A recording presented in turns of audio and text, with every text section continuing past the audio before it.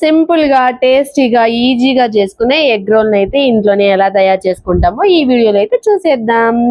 దీనికోసం ఒక బౌల్ తీసుకొని ఒకటి లేదా 2 ఎగ్స్ తీసుకొని ఎగ్స్ అయితే పగిలికొట్టి ఇందులోకి పచ్చిమిర్చి, ఆనియన్, మీ దగ్గర వెజిటేబుల్స్ ఏదైనా ఉంటే క్యాప్సికమ్, క్యారెట్, టమోటా అన్నీ వేసుకోవచ్చు. అన్నీ వేసుకొని బాగా మిక్స్ చేసిన తర్వాత పక్కన పెట్టుకొని ఆ పెనం అయితే పెట్టి బాగా ఆయిల్ వేసి హీట్ అయిన తర్వాత మనం మిక్స్ చేసి పెట్టుకున్న ఈ ఆమ్లెట్ని అయితే వేసుకోవాలి. తర్వాత మనం చపాతీ కోసం ముందుగానే పిండిని పిసుకొని ఒక చపాతీ అయితే చేసుకోవాలి. చపాతీ చేయడం ప్రాసెస్ అయితే ఏం చూపించలేదు.